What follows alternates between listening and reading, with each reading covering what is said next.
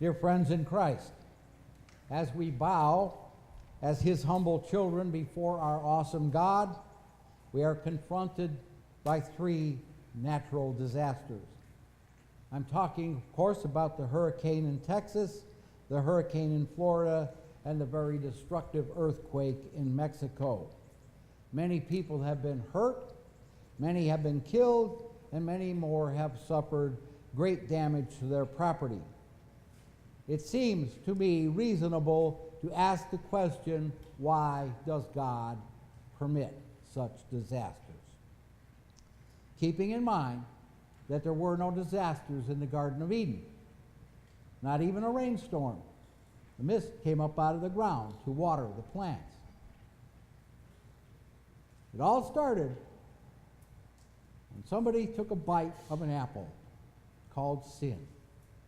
Let's look at it some more, a little bit deeper. In effort to understand, let's take a look at several biblical disasters so that we can learn. First, of course, is the great flood. No question that God caused the flood. He said he was going to do it. He did, because the human race was completely sinful and totally out of control. And in fact, in Genesis 6:12, we read, all flesh was corrupted except Noah and his family. So God brought about the flood. And every animal and every person that walked on the earth, on God's earth, incidentally, was drowned. Only Noah and his family and the animals that were with him survived. Now, they were the only people who had been faithful to God. How faithful had they been? Well, they took God's directions on how to build an ark. Think about this. God tells you to build a boat in the middle of the desert. For what? It takes faith to do something like that, doesn't it? It takes faith to build a boat when it has never rained. They built it. They spent 125 years building that boat and straightening and getting things lined up for the flood. They trusted God even though it had never rained. Their faith and God's grace is what saved them.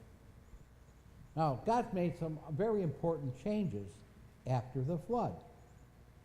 In Sunday school, we all learned about how he put the rainbow in the sky and promised he would never send a great flood again. But there's one thing they don't tell you much about in Sunday school, that God also changed. He added something very important to his law. He said, anyone who sheds man's blood will have his blood shed by man. This change in God's law gave human beings the authority and to punish crime, at least the crime of murder. Very important change in God's law. Now let's take a quick look at the Old Testament reading, the one we read for today, well, I don't know if we read this today or not, from Ezekiel 33. God made Ezekiel a watchman. His job was to tell the northern kingdom of Israel, and by then the kingdoms of Judah and Israel had separated and split, the northern kingdom about their blasphemy and their wickedness. And he and other prophets told them repeatedly, but the people never listened. The kings never listened. They went on being blasphemous and worshiping other gods and so on until their country was destroyed by an invasion from Assyria. If they had listened and changed their ways, they could have been saved. But they didn't, and they never changed their ways, and they all went into captivity in Assyria. Now let's take a look at another man in the Old Testament, a man named Job. I'm sure you've all heard his name. Job, he was a very good man. He was righteous before God. Satan came before God and asked if he could test Job. Now, important principle here. Satan must ask before he can test someone, before he can destroy their property or whatever. He must ask God's permission. Now, God set the test up in several stages. He told Satan that he could test Job. He permitted the test, and in stages. Satan was allowed to take away Job's wealth. Job remained faithful to God. Satan was allowed to kill Job's children, but Job remained faithful to God. He remained faithful. Finally, God allowed Satan to afflict him in his body, that is, make him sick. And Job was afflicted with terrible boils on his skin. At one place in the book, we meet him sitting literally on a garbage heap, scraping himself with a piece of broken pottery. Through all this, Job never lost his faith. Even when Job's friends came and accused him of having some great sin in his life that was bringing about this affliction, he refused to give up his faith. And in the end, God restored everything to Job. He restored his health, he restored his wealth, and he restored his family. So, soon after the great flood, begins the story of a man named Abraham. So when we first meet this man, his name is not Abraham, it's Abram, but God will soon change it to Abraham. Abraham had a son named Isaac and a grandson named Jacob. Now let's fast forward in the story. Leads up to our Genesis reading today. Let's fast forward in this story, the story of Jacob. Jacob had a completely dysfunctional family. If Children and Family Services had known about Jacob, they probably would have put him in jail. They would have put all his children in foster care. And yes, I know that sounds a little lighthearted to us, but they didn't have Children and Family Services in Jacob's time. So, what are the things that Jacob did that made his family dysfunctional? Well, first of all, he had children with 4 women. I'm sorry, that's not a good way to start a family, right? I'm not sure how anybody puts up with, I can barely put up with one. She's a star, but you know, we have to have our differences. So, there was only one of these women, though, that Jacob really loved.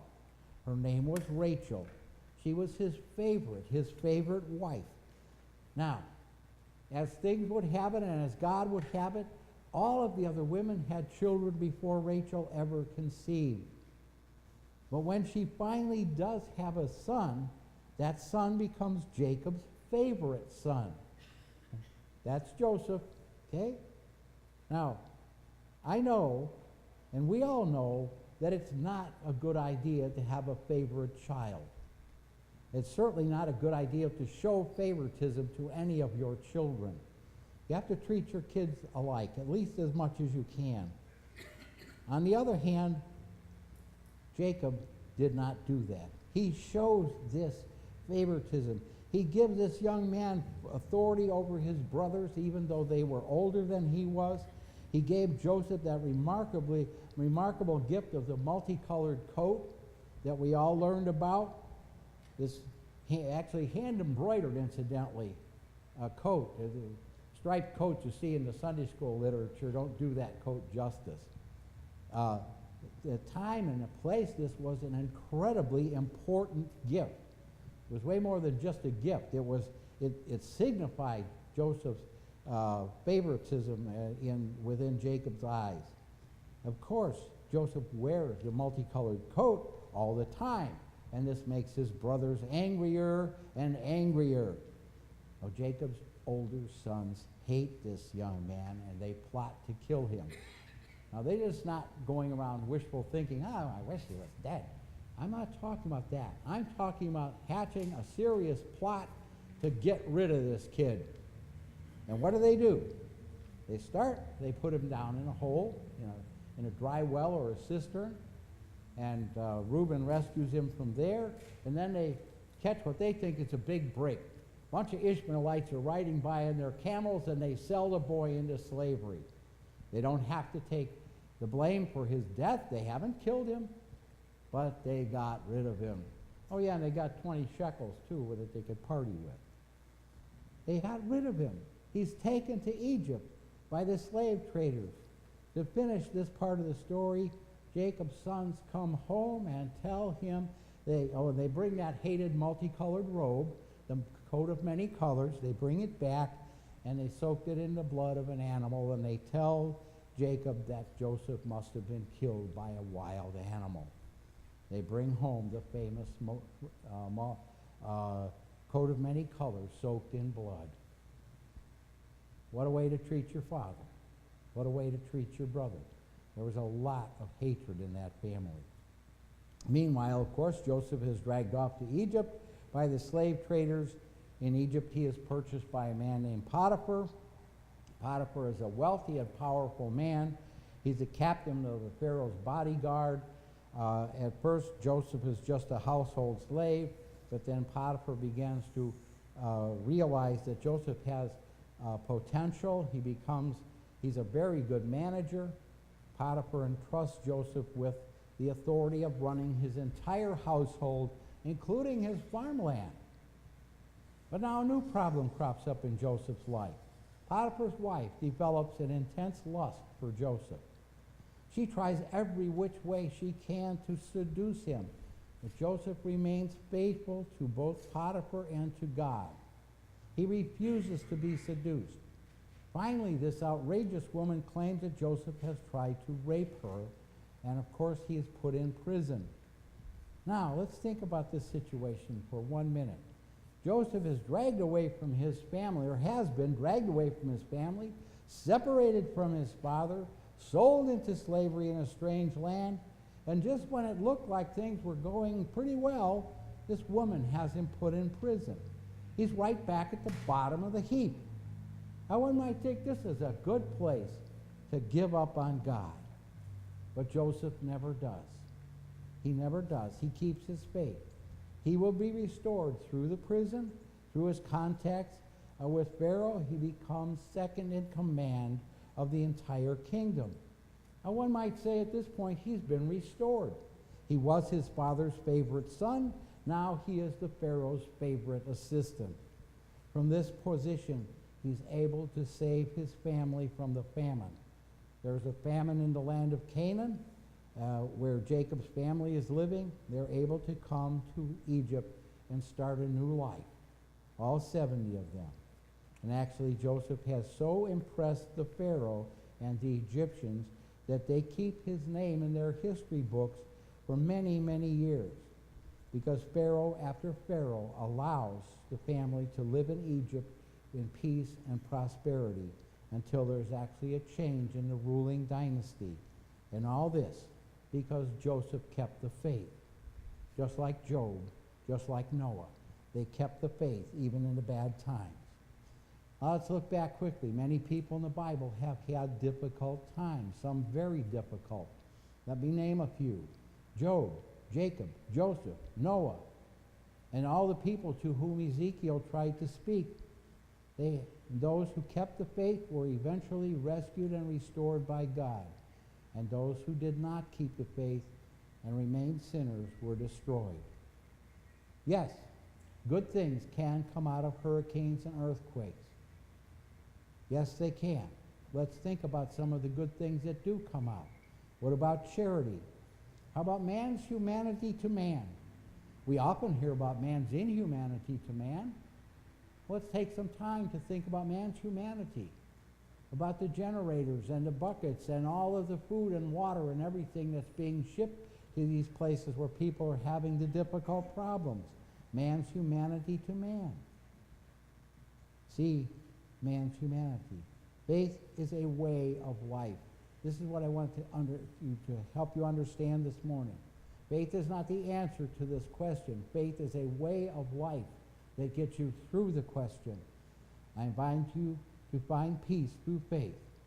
And may the peace of God, which passes all understanding, keep your hearts and minds in Christ Jesus unto life everlasting. Amen.